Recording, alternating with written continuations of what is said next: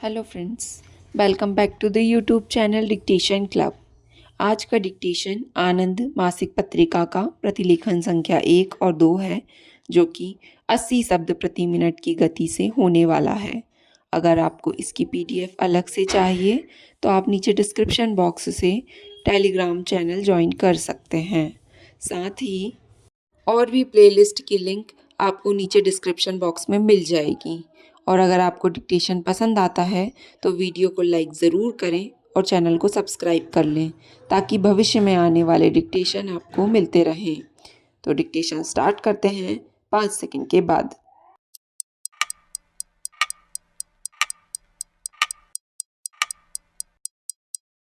Start.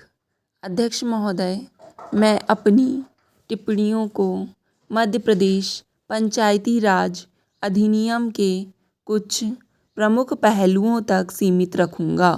मुझे इस अधिनियम के अंतर्गत बनाए गए नियम को देखने का अवसर नहीं मिला है। नियम कानून के महत्वपूर्ण अंग होते हैं और प्रावधानों को उचित ढंग से समझने में सहायता पहुंचाते हैं, तो भी हमें उन परिवर्तनों की जानकारी है जिन्हें सितंबर 1994 में संशोधन के ज़रिए इस अधिनियम में लाया गया। संवैधानिक आदेश बहुत स्पष्ट है। इसमें बताया गया है कि पंचायतों को कैसा होना चाहिए, उनके अधिकार क्या हैं, और अगर उन्हें वित्तीय और मानवीय संसाधन उपलब्ध करा दिए जाएं तो अपने दायित्वों को निभाने के लिए उन्हें कौन से कार्य करने हैं। पंचायतों की कामकाज संबंधी स्वायत्तता और उनकी जवाबदेही और उनकी पारदर्शिता भी अत्यंत महत्वपूर्ण है। जब हम मध्य प्रदेश के परिदृश्य पर निगाह डालते हैं तो मुझे अनुभव होता है कि यहाँ आशा की किरण है। मध्य प्रदेश एक बहुत बड़ा राज्य है। इसकी जनसंख्या लगभग 7 करोड़ है और यह देश का सबसे बड़ा राज्य है। यहाँ पंचायतों में लगभग 5 लाख वार्ड हैं और चुनावों के संचालन में 5 लाख लोग शामिल रहे हैं। यहाँ चुनाव कराना निश्चय ही बहुत बड़ा काम था और एक बार में ही सफलतापूर्वक चुनाव का संपन्न हो जाने का श्रेय राज्य प्रशासन को जाता है। एक और महत्वपूर्ण बात है सत्ता का हस्तांतरण। मैंने अगस्त 1994 के सरकारी आदेश का अध्ययन किया है। इसमें 24 अनुसूचियां हैं जो सरकार के विभिन्न विभागों द्वारा पंचायतों को सत्ता के हस्तांतरण का संकेत देती हैं। इसके लिए बहुत सावधानीपूर्वक अभ्यास किया गया है और विभिन्न स्तरों पर सत्ता को हस्तांतरित किया गया है।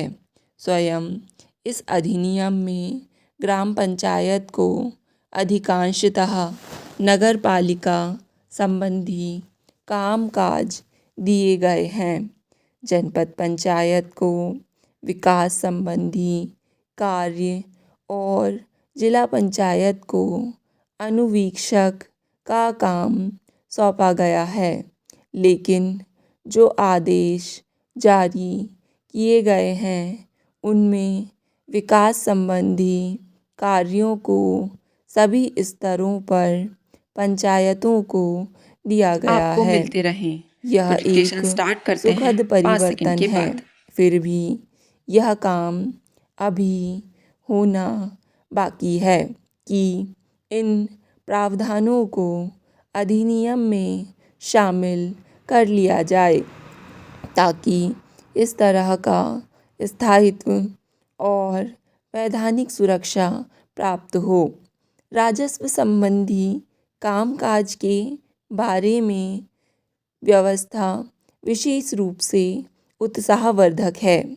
भू राजस्व की वसूली और साथ ही इसके विनियोग का काम पंचायतों को दिया गया है, जो उचित ही है। अध्यक्ष महोदय, ग्राम पंचायत स्तर पर भू राजस्व ही आय का एकमात्र स्थायी साधन है और अगर यह पंचायतों को मिलता है तो उन्हें अपना काम प्रारंभ करने के लिए प्रारंभिक अवस्था में ही कुछ धनराशि मिल जाएगी। किसी भी राज्य के कानून में इसकी व्यवस्था नहीं है, लेकिन मध्य प्रदेश अधिनियम के अंतर्गत जारी किए गए आदेशों में इसकी व्यवस्था की गई है। इससे पंचायतों के कामकाज में गति आएगी। यह एक सकारात्मक बात है। बाजार से प्राप्त शुल्क पंचायतों को मिलता है और अब भू राजस्व भी उन्हें मिलेगा। मुख्यमंत्री ने बताया कि जनपदों के पास कोई राजस्व नहीं है। मेरा विचार है कि भू राजस्व को आपस में बांट लेना चाहिए। कुछ राजस्व का प्रतिशत ग्राम पंचायतों के पास रह सकता है, 20% जनपद के पास और शेष प्रतिशत जिला पंचायत के पास दिया जा सकता है। हमें याद है कि 1989 में एक सर्वेक्षण किया गया था और यह देखा गया था कि राज्य में पंचायतों की औसत प्रति व्यक्ति आय 60 पैसे थी। मेरे विचार से उस समय से आज तक स्थितियों में कोई बहुत ज़्यादा परिवर्तन नहीं आया है। 60 पैसे की प्रति व्यक्ति आय से किसी पंचायत को नहीं चलाया जा सकता, इसलिए धन का एक बहुत बड़ा हिस्सा करों, अनुदानों और करों की जिम्मेदारी के ज़रिए बाहर से लाना ही होगा। मुझे आशा है कि राज्य वित्त आयोग इन पहलुओं पर ध्यान देगा और इसकी सिफारिशों को स्वीकार करने से मामले में सरकार पर्याप्त रूप से अनुकूल रुख अपनाएगी। वित्तीय संसाधनों पर ध्यान दिया गया है और वर्तमान में जो भी व्यावहारिक है किया गया है, फिर भी वर्तमान में जो भी भूमि कर को लेकर मेरे अंदर कुछ शंकाएं हैं। भूमि राजस्व और उपकर पहले से ही मौजूद हैं। इनके अतिरिक्त ज़मीन पर लगने वाले कुछ अन्य करों का भी प्रावधान तैयार किया गया है। राज्य सरकार द्वारा 2 तरह के कर लागू किए जा सकते हैं।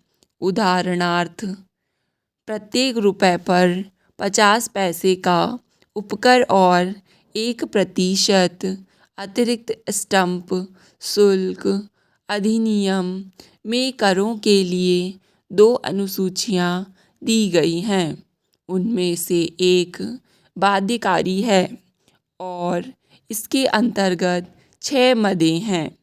दूसरी वैकल्पिक है और इसमें 14 मदें हैं। इसके अतिरिक्त ज़मीन पर भी कर लगेंगे।